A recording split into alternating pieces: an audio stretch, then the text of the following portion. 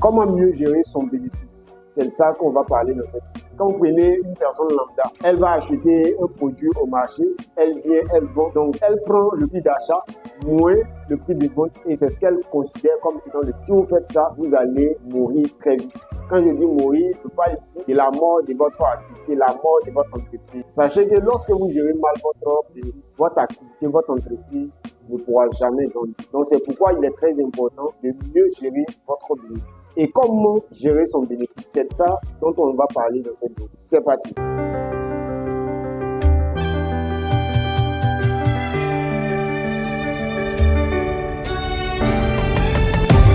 Et si tu veux le savoir, je t'invite à rester jusqu'à la fin de cette vidéo, car à la sortie de cette vidéo, tu vas retenir quelque chose qui pourra t'aider à lancer ton activité économique. Alors, si c'est la première fois que tu me découvres, je suis Joël Sy. Sur cette chaîne, je te parle de la comptabilité, je te parle de la finance, je te parle de la gestion des entreprises, je te parle aussi du business.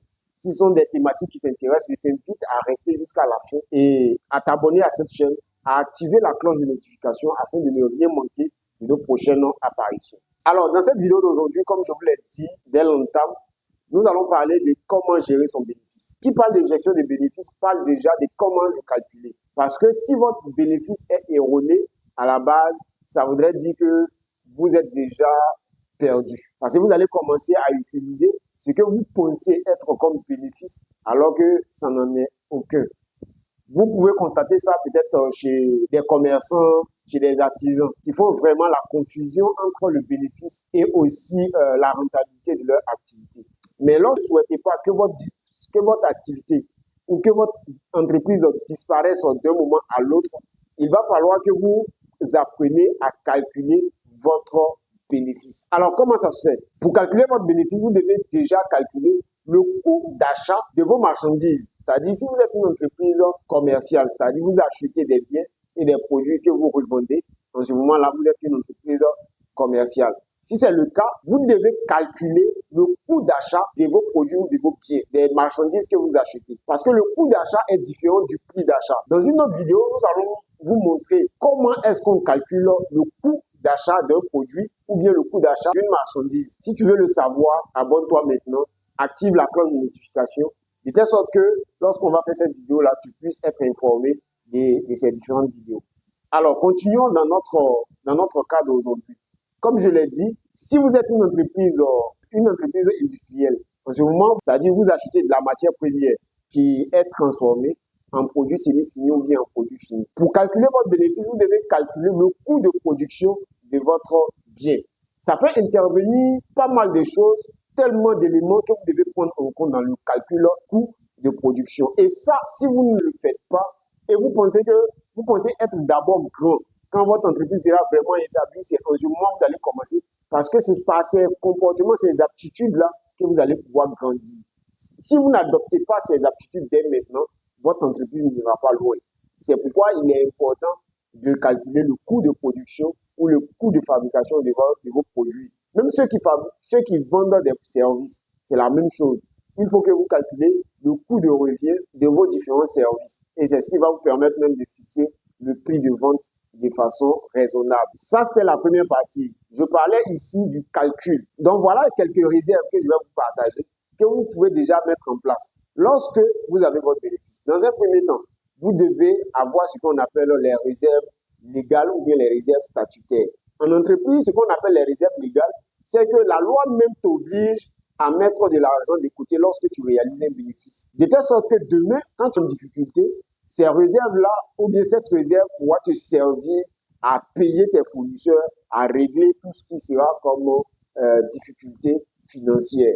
C'est pourquoi l'État t'oblige déjà à mettre de côté une partie de ce que tu gagnes comme bénéfice. Deuxièmement, ce qu'on appelle les réserves statutaires. Ce sont des réserves que toi-même, à la base, c'est-à-dire à la création, peut-être si tu es avec des associés, tu as déjà écrit dans les statuts et dans les règlements de ton entreprise que lorsque tu réalises un bénéfice, je vais réserver 10% pour la sécurité de la trésorerie, 10% pour augmentation du capital, ou bien 20% l'acquisition des machines.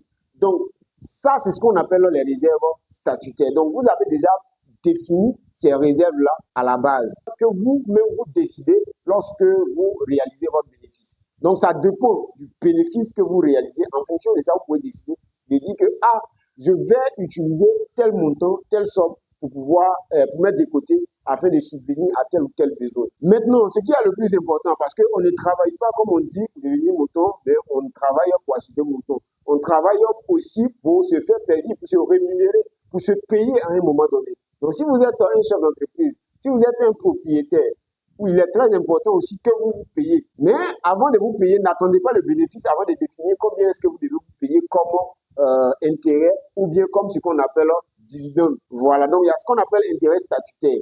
Les intérêts statutaires sont des intérêts que vous-même vous définissez lorsque vous créez votre entreprise. Donc il y a un taux que vous définissez, vous dites que lorsque je réalise un bénéfice, alors voilà tel montant que je vais utiliser pour moi-même ou pour tous les actionnaires. Voilà, donc enfin vous avez votre dividende.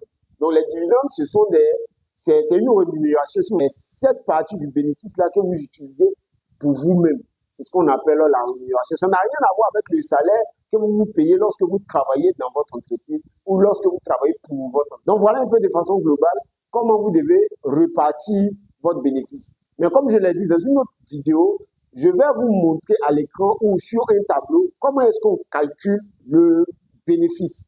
Quels sont les éléments qu'il faut prendre en compte de ne pas, afin d'éviter un bénéfice erroné, pour que vous ayez le bénéfice net et que lorsque vous allez faire la répartition de ce bénéfice-là, cela ne va pas impacter négativement votre entreprise.